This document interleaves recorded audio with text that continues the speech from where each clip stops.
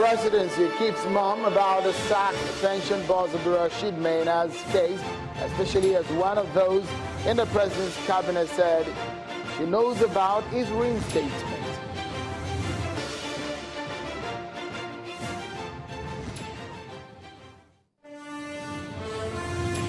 And head of service Winfred Oyoita and the chief of staff Abakari in what looks like a heated argument setting the tone for today's Federal Executive meeting.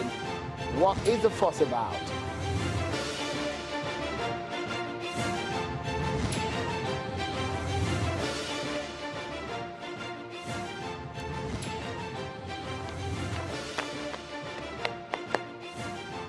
Hello and welcome everyone. This is Politics Today live on Channels Television. I'm Sean Kimbaloye in Lagos. Well, let's begin with some of the updates, but we'll begin right very close to the office of the President of the Federal Republic of Nigeria, where he meets weekly with his cabinet at the FEC meeting. Today, President Muhammadu Buhari sworn in the new secretary to the government of the Federation. Mr. Boss Mustafa took his oath of office at the Council chambers of the Presidential Villa with the Vice President, Professor Yemi Osinbajo, and leaders of the legislature and judiciary in attendance. Besides the swearing in, the President also launched the 2018 Armed Forces Remembrance Day emblem. The two events preceded the weekly Federal Executive Council meeting. And well now, before the Federal Executive Council meeting commenced, a heated discussion is observed between the Chief of Staff to the President, Abakari, and the Head of Service of the Federation, Winfred Oyoita, who appears angry as she explains a point to the Vice President, Professor Yemi Osinbajo. If you look at the video showing right on your screen, it looked like the hot exchange may be a fallout of the leaked memo from Mrs. Oyoita to the office of the Chief of Staff to the President on the embattled former pension boss, Rashid Maina, warning of the implication of reinstating Mr. Maina to the civil service.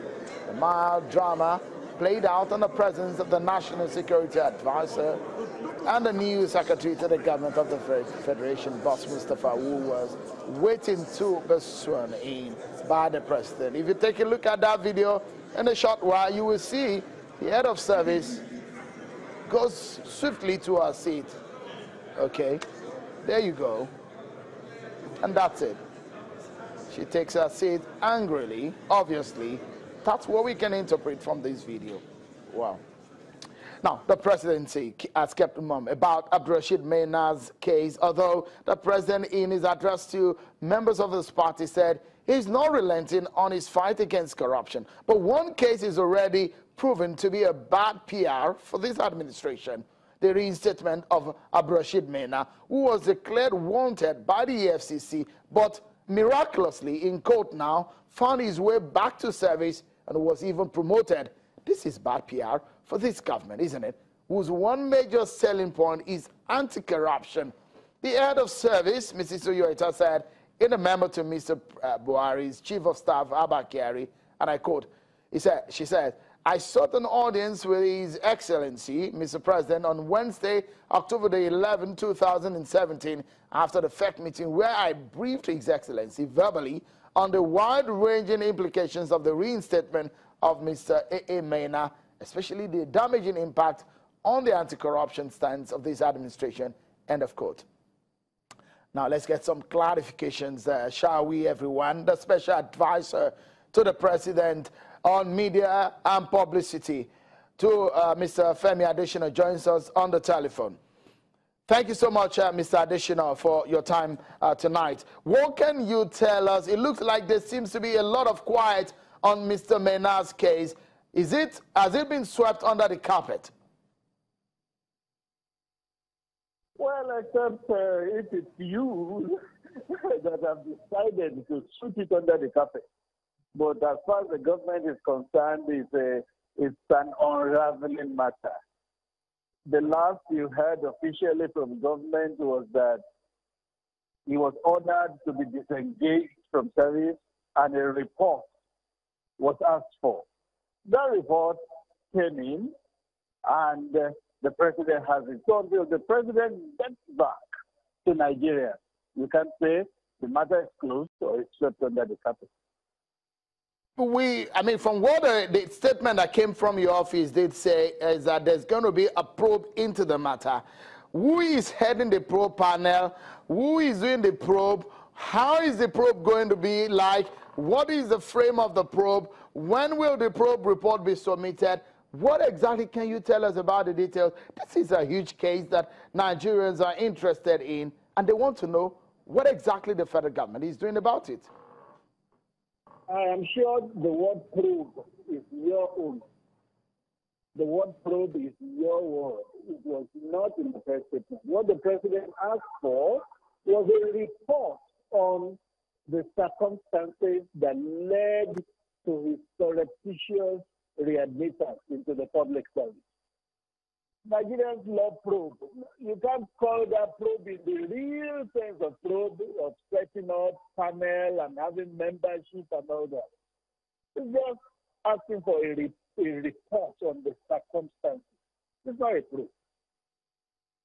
The head of service from that leaked letter, Mr. Adesina, did say the president is aware and that she told the president about the implication. Have you spoken to your principal on this, Mr. Adesina? No, I have not. So I have not, because you will notice that we have been very, very, very busy in the past couple of days. Very, very busy. I mean, so could the federal government be busy and had forgotten this kind of case, Mr. Adesina, that talks about this huge corruption issue? I mean, it beats ones on this matter, Mr. Adesina. A couple of days ago, you gave the timeline on the former SGF and former DGNIA issue. And you gave it point after point, deadline after deadline, from the April 19 suspension to the submission of the report on August 23, and then on October 29, you had a feedback. So that tells you that things are never swept under the carpet in this administration. You will get a feedback. Okay. Before I allow you go, Mr. Adesina, she said the president was briefed on this matter. If the president was briefed on this matter, why would such a thing still happen under his nose?